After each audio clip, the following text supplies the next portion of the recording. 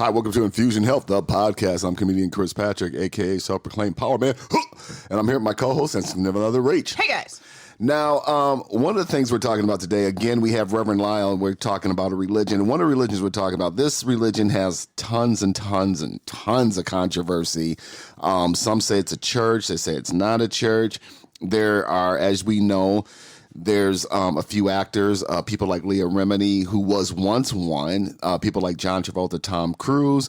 Yeah, that's right. We're talking about Scientology. Now, we're not trying to make fun of Scientology. We're not trying to say anything bad or good about the religion. We're just trying to say this is their basic ideals. This is what it's about. And I guess, is it safe to say, Rach, that, you go and check it out, make your own assumption, or if you don't want to check it. I think that's important to do with all religions and anything that you do in life. Yeah. Go figure it out for yourself. Yeah. And like I said before, what we're trying to do is we're just trying to say, hey, this is what it is. This is what they say it is. And that's all we're trying to do. We're not trying to make fun of it in any way, shape, or form, or, but like we always say, it's not safe to say, the choice is yours, Absolutely. Yeah. Okay, so bring him in. Bring him in. Without further ado, Reverend Lyle, welcome to the show. Thank you. Hello. So now we've had this. We've talked about other religions and all this, and this is one that some say it's a religion, some say it's not a religion. It's a movement. What exactly is Scientology? So Scientology was actually created by L. Ron Hubbard. Okay, now I didn't mean to stop you, but L. Ron Hubbard. Okay, I think he was in World War II or whatever. He got out. He started writing science fiction books. Right. The money he got from the royalties he got from the science fiction books, he used to start the church. Am I? Yeah. Okay. So around 1950, 54. Yeah. Yeah. So it's a fairly new religion. If you think about it, it's only about 70 or so years old. But is it a religion? Because I know they've had some stuff with the IRS as far as being called a church. And so is it a religion, or is it a movement, or is it's legally called a religion? Yeah. Okay. So I know there was they had issues from what I remember hearing with the IRS, and they worked out a partnership and agreement with the IRS. So they got that taken care of. So they are an actual religion. Okay. They're not recognized throughout the globe. I think there's some other countries where they're not recognized as a religion. Mm-hmm. So yeah. So there's an ongoing understanding about how do they get that established in those countries. Mm-hmm. So. Okay. And one of the things about any church is about making any church go is, the collection plate comes in and, money. And I know a lot. And like I've said, I've seen it on both sides where, you have to give money, or, whether they call it tithing or something like that. And some people tithe and some people, give more, or, Mm-hmm. Yeah. And actually, I looked up some of their basic beliefs, and I thought it was quite interesting. So and I could be wrong in this, but it seems like they're quite libertarian, really, in their belief system. So some of the examples were whatever race, color, creed were created with equal rights. Mm-hmm. There's you have inalienable rights to their own defense, sanity, their own lives, to be able to think freely, to talk freely, and to write freely with their own opinions, and to counter or be able to counter any other controversies. Mm-hmm. Also, that the study of the mind and the healing of mentally caused illnesses should not be alienated from religion or condoned outside of that. So in other words, they're very being very new, like the 1950s. Still, they have some commonalities with a lot of other religions out there. Mm-hmm. So yeah. Well, I know. Like I said, famous actor like Tom Cruise was being interviewed by Matt Lauer, and they were talking about drugs and kids and all that, and Tom Cruise was totally against it, and Matt Lauer was like, well, what about people that it has worked for and all that? Tom Cruise was like, you're not listening to this, Yeah. So if you just think about the other faith traditions or other religions where chemicals, like Mormons, for example, chemicals are not used. So you have to understand with Scientology, there's this basic concept that we are spiritual beings. Yeah. Okay. So we're Thetans. We're actually from another world, we're caught in these human bodies. So that's one of the things that they how they perceive and look at the world. So yeah. And I also forgot to mention that we all know about John Travolta. We all know about Tom Cruise, but there's also another one, a millionaire. He was on the show on the second season of Undercover Billionaire, Grant Cardone. He's also a Scientologist. Oh, okay. Okay. Yeah, and I don't personally know any. So that's yeah, why neither do I. but I was like, gosh, I wish I did know, because then I could ask them these questions. Yeah. Right. So, yeah. So In my studies of this religion, I was seeing it very money focused. Like the higher money you put into the religion, the higher you get of an education of the religion you're already in. Yeah. So it's all about learning how to look at your past lives and how you can clear the trauma from those, or the past issues from those past lives. And that takes money to take these programs and the testing to do that, so you become clear at the end of that process. Yeah.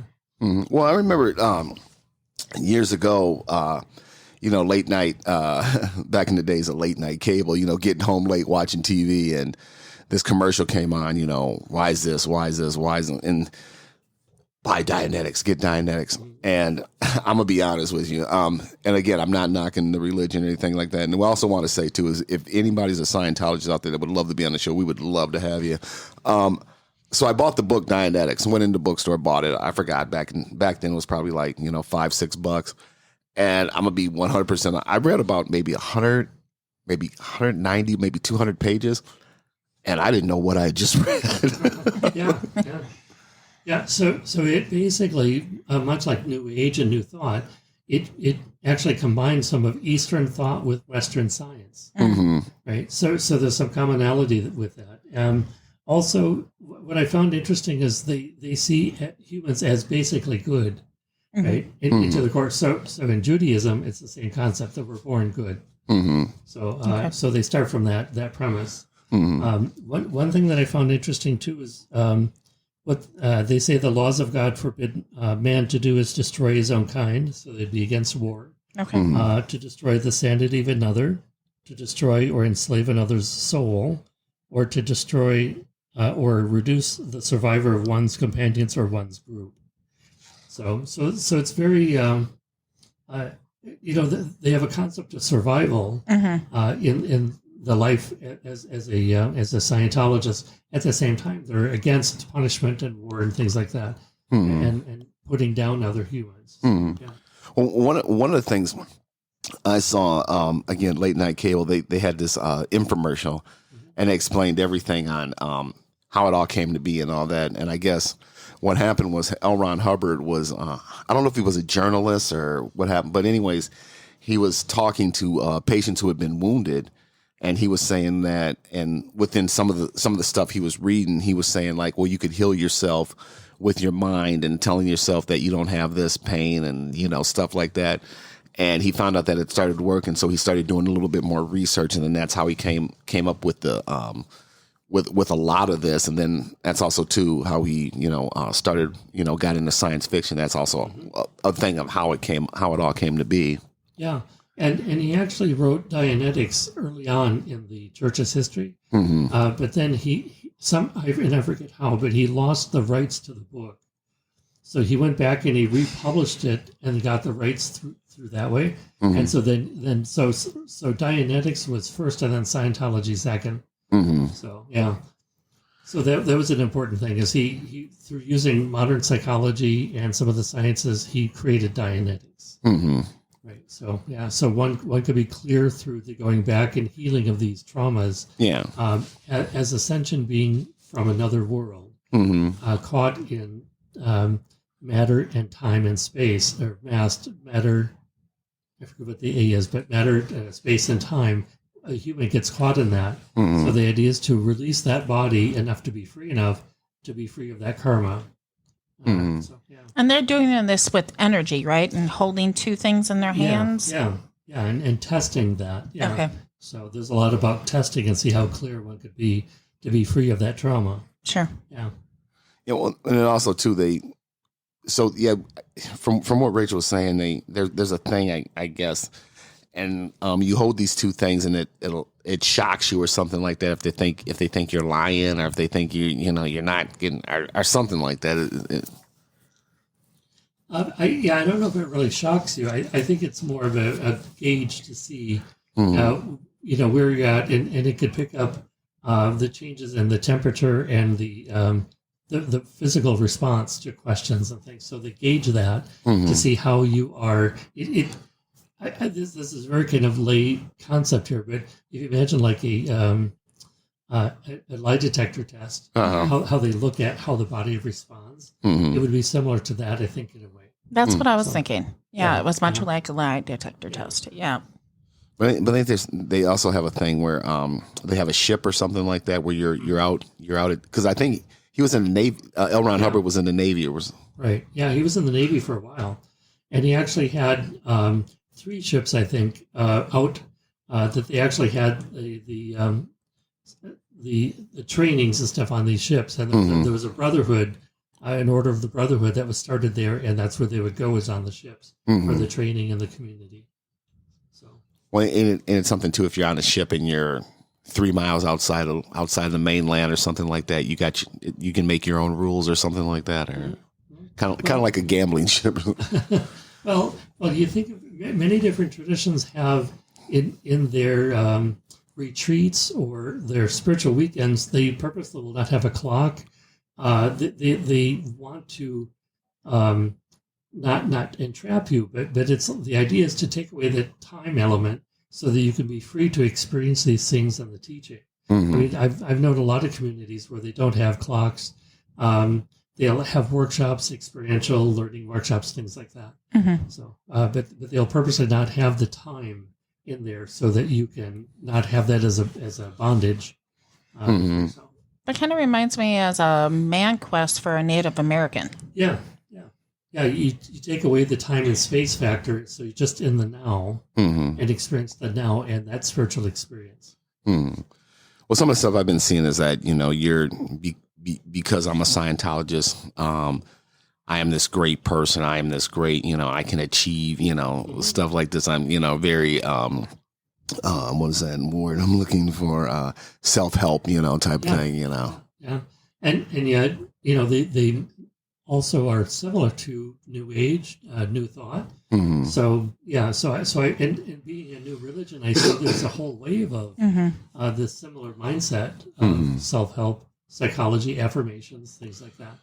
So, and the more clear that they are, the more confident that they are that they can achieve those goals. And I know they got a huge compound in I think in California. Yeah, California is their headquarters. Yeah. Yeah. Okay. So they are headquartered out of California. Yeah.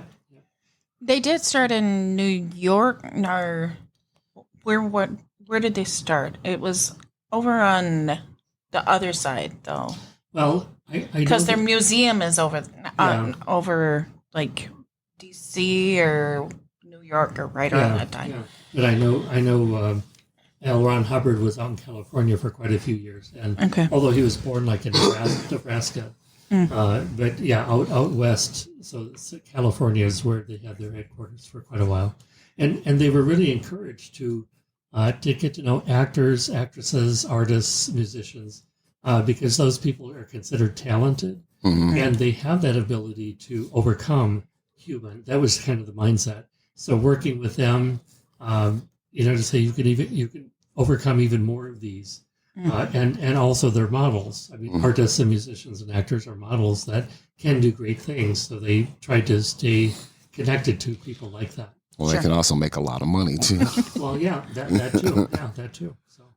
So then L. Ron Hubbard, I think he passed away in, was it 80 or 70 or? I think it was like 84. Yeah. 84. And now the leader, I guess the leader, the head of it now is David Miscavige.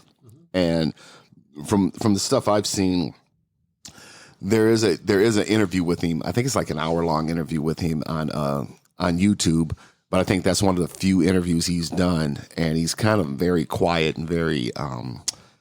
not very quiet, but he doesn't do a lot of interviews. Well, yeah, and I'm not trying to make an excuse or to be an apologist, but if you think of a person as having been viewed as a bad person, Right. or trying to catch them in something, they're not going to want to openly give interviews. Yeah. So I think some of it's that there's some secrecy to Scientology. There's some secrecy to a lot of other different religions or organizations. So I think some of that's pretty natural. I think some of it too is the fear of being labeled as lunatic, or fringe. Sure. I mean, they are fringe in some of their mindset of things, but fringe compared to what? I mean, so that's why I'm thinking perhaps. I'm not sure exactly, but that's what I'm thinking. Well, one of the things is that they don't consider themselves a Christian religion, but their symbol is a cross. Yeah, and actually, it's rather interesting. That's what I thought was very, very interesting. So they are not a Christian faith, and then I actually had to look up their cross and what that means. So it's and I found this interesting. So there's a cross with a star basically in it. So there's 8 sides to it, and they say the 8 dynamics of being are survival as an individual, survival through procreation, survival for the group, survival for the species of mankind, and survival for other organisms. And then they go into survival of the physical universe, matter, energy, space, and time. There you go, mast. And then survival of spiritual beings, and then survival of infinity, the supreme being. So each one of those 8 stars of the cross are some of those dynamics that they talk about. And that's the thing, and that's the thing too, because like talking about the other side, and the stuff I've heard is that if you're in the church and your spouse isn't, they tell you stay away from your spouse, or stay away from your mom and dad, stay away. And this is the stuff I've been seeing on these shows that I've been watching about it. Well, funny enough, in the Jehovah's Witness religion, they don't tell the public that, but I, as one that used to study, my parents were Catholic. They were like, well, maybe you should restrict right around the holidays. They didn't say that you can't do it. Yeah. So it's not Scientology isn't the only religion that's out there saying, hey, stay away from them if they're not your religion. And, and it kind of goes back to that old saying, even the yoke. Yeah. Well, one of the things I've been seeing too, and some of the research I've done and looking at, is that I know like L. Ron Hubbard's own son is not part of the church. Right. Yeah. And then I've also heard, I don't know if it's safe to mention, but I heard, I think they interviewed there's an interview with his son, and he said towards the end of his life, he was going saying like he was this like great and hanging out with people like Aleister Crowley and stuff like that, really getting like, Yeah. So yeah, and I think that's a good point, because there's many family members, and again, I'm not I'm not an apologist for Scientology, but yet, family members will not always stay the same faith tradition as their parents or other siblings.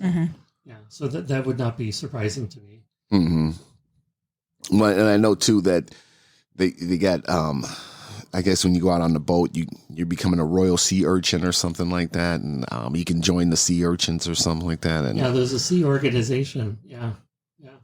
And there's teachings that they offer on the boats. They have 3 of them, and so you can attain another level of being clear, or of surpassing some of these old limitations in your mind. Yeah, well, I remember a few years ago, I think they in Minneapolis they had a place in Minneapolis, and they had this right on Nicollet, and they had this old building, and I went in there because there was this book, and then all of a sudden I walk in there, a lady comes up to me, she's like, "Can I help you?" I said, "No, I was just looking at this book. I haven't seen this book yet," and I was just paging through it. And she goes, "Would you like to take this assessment test and all that?" I'm like, how long does it take? She goes, "Well, it takes about 20 minutes." I said, I don't have 20 minutes. I just came in to look at the book. I'm not, Right. Yeah. So yeah, the ultimate goal of Scientology is true spiritual enlightenment and freedom for all. It's not a dogmatic religion. And it's, again, I said that humans are basically good in this. So the idea is that we are more than this lifetime, and we're more than human beings. We're spiritual beings, actually thetans from another planet or another universe. So, yeah, and we're caught in this human being. So as we get free of this human limitation, the freer we are, the clearer we are to realize that which we actually are, our true essence. So what do you have to say to people that would look at this and just go, okay, this stuff is a bunch of, Okay, but each religion Yeah, has yeah. an element of which is what? true. Which is true, yeah.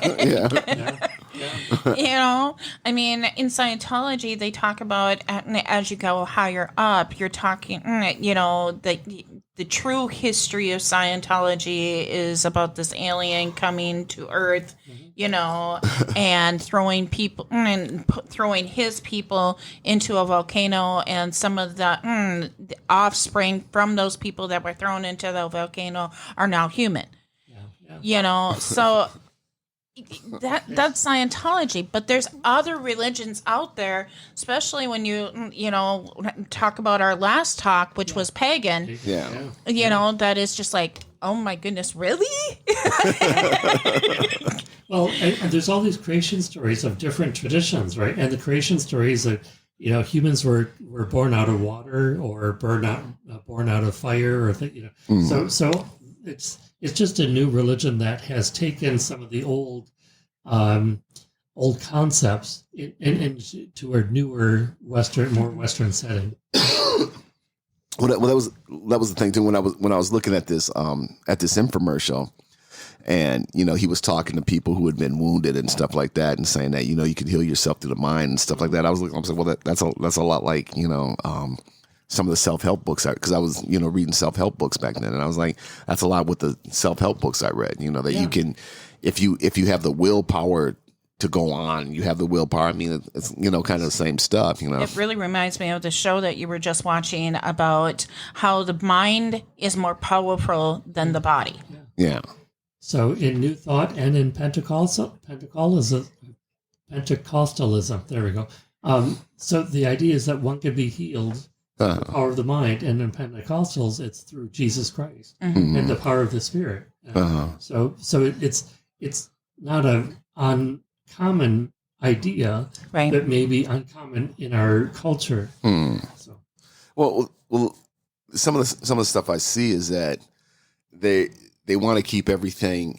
If you're with us, great. But if you're against us, but then again, I think, well, if you want to get it out there, get it out there. But it's kind of like they don't want to get it out there because it's kind of like, well, people are going to say we're crazy and all that. So only the true people who know it, who are in it, are going to understand it. And no sense in having it, broadly put out there. But I think there's truth in that the IRS was coming after them for many, many, many years, and they're a new religion.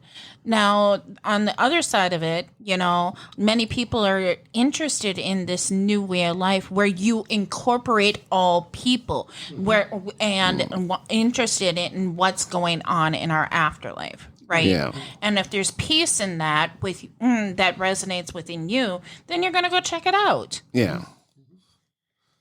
Yeah, and that's the thing. That's the thing I would highly recommend. Is like, there's nothing wrong with checking it out, and that's with anything. If you want to check out Judaism or check out any other church, it's one thing to check it out. But when you go to check it out, have an open mind to check it out, because some people, and like a lot of other religions, they prey on people who have nothing, who are down and out. Will this help me? And it's like, well, I'm glad it helped you. And if it helps you and it's working for you, then hey, go for it. Yeah. So one thing. So the goal, and I just want to reiterate this again. So the goal of Scientology is to reverse this diminishing awareness, and in that sense, wake the individual up. So it's about waking up to your consciousness. As one becomes more capable of greater understanding, and thus better able to handle life and help others. So that's the goal of it. So it's intrinsically good in that sense. How they go about it might be questionable to some. So I think that would be fair. It's questionable to some, and perhaps alien to some as well. So, Right. Yeah. So what do we see, like, as far as the future of Scientology? Where do you see it going? Well, like any new religion, really, new religions start out small. There's a change in leadership, right? Like with any organization, actually. So usually the visionary, the one that creates the organization, dies off. There's another person that comes and builds a deeper foundation, more of a lasting foundation to the organization. And I think that's where David Miscavige is at right now. Yeah. And so they will, through trial and error, they will have some setbacks. They will grow. They'll have some crises of their own, like any of the religions have had, through financial embezzling or sexual abuse or a number of other things. So, and that's all religions, right? Yeah. But they'll, I see they'll thrive and have a place in society. Maybe not a large awareness like Lutheranism or Judaism or Muslim tradition, but something similar. Well, that's one of the things too. There's I'm not going to mention the actor's name, but he's going through some stuff as far as some legal allegation stuff that happened within the church, and I'm not going to mention his name, but anyways, reading about it, I realized that they were trying to keep it in house. They didn't want to get it out to society or get it out to the cops to do it like that. They're like, let's keep this in house. But then when you look at it, it's like a lot of religions do that. Let's keep it inside this before we get it out to Well, and I think that speaks to the tension between the separation of church and state in the American Constitution. Yeah, exactly. So I think there's that tension between the two. How does religion practice, and then also how does it proselytize in the way that it is compelled to do? Because any spiritual truth, once it's acted upon, often will take that next step in expressing that out into the world, and that can be seen as proselytizing, or that could be seen as growing the membership. Yeah. So where does that stop, and where does society itself begin? Yeah. Right. Well, it's a lot like with the movie, and me and Rachel saw this movie with the movie Spotlight, about the Catholic Church.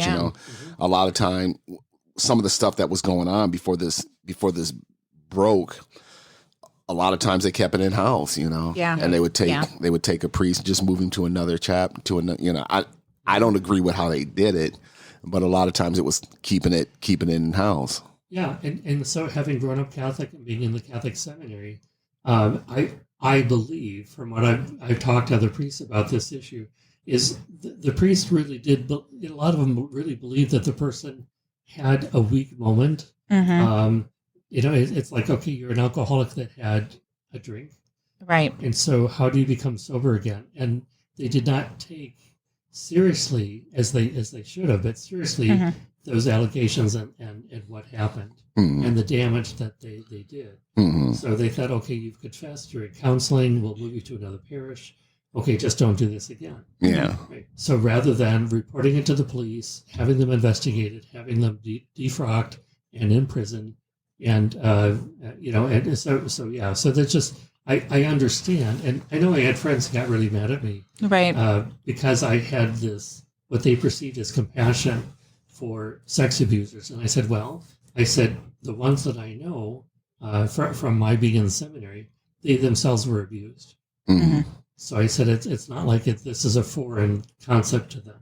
Right. So, yeah. And that's generational in its own thing, and that's a whole different podcast episode. Yeah. But my whole thing is, how do you choose to do the right thing when the wrong thing is done, right? Yeah. And you were saying, they look at an alcoholic taking a drink. Well, did that alcoholic take that drink and then cause a car accident, killing 4 people, right? If you're affecting somebody else's life, then it should be looked over at as something to take action on, not something to overlook. Right. Yeah. Well, much like just yesterday with Alex Murdoch's trial thing, right? He was convicted of murdering his wife and his son. Yeah.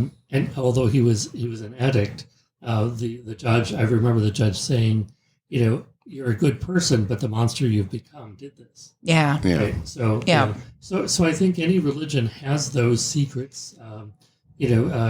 Certainly Scientology does. Certainly the Catholic Church does. The Lutheran Church, the Baptist Church, Pentecostal Church. So so it's part of that human nature, Right. common practice of that. So, And I think there's Chris, he teased me a couple months ago. He's like, "Oh, your new word, intrusive thoughts," right? right. Jeffrey Dahmer. Yeah. He had the same thoughts his father had, but his father said, "I had those thoughts, but I never acted on them." Right. Exactly. Yeah. So going back to Scientology. We pray that they never go that far. Right? I mean, all world religions have their nice hiccups. Yeah. Oh, yeah.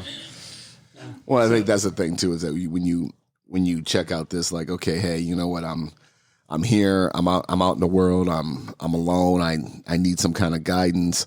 I'm gonna check out this. I'm gonna check out Scientology. I'm gonna check out Catholicism. I'm gonna check out this. I'm gonna check out, and you got to find something that works for you. But like I said, when you go into it, you have to go into it with an open mind, as far as getting. Oh yeah, I believe in what these people are saying. All that. Oh hey, well you believe in what we're saying. You want to join us? Hey, great. But we need this much money from you. We need this. Well, wait, hold up. Right. Yeah. So one sentence I really like what they said for their website is that Scientology is something one does, not something one believes in. So in Scientology, I wish we had a Scientology we could ask this question to. Right. But it's like, how do you live that faith or that philosophy out? So Scientology is what one does, not necessarily just with what one believes. Yeah, absolutely. So it's in their action. Right. Yeah. Which is true in all religions. Absolutely. As well. Yeah. Well, it's like I said, you got to go into it with an open mind and look at what works for you. And that's always been my thing, because people are like, your new thought. I'm like, yeah. Well, and I tell them what it's about, and they're like, well, that's sick. I'm like, well, hey, what do you? Well, I do this. Right. I say, well, if that works for you, great. But I found what they were saying and what they didn't really work for me. If something doesn't resonate with you, it doesn't matter if it's generational. Yeah. Right. Yeah. Right? Yeah. You need to find the right thing for you. And that's about it. Exactly. And if you're asking questions and they're like shutting down your questions, then maybe you need to look a little deeper. And if that doesn't, and if you look a little deeper, maybe you say, hey, you know what? I don't think this is right for me. Yeah. So as humans, we're organic, and I always stress that as organic individuals, our philosophy, our life experiences, our understanding of life is organic as well.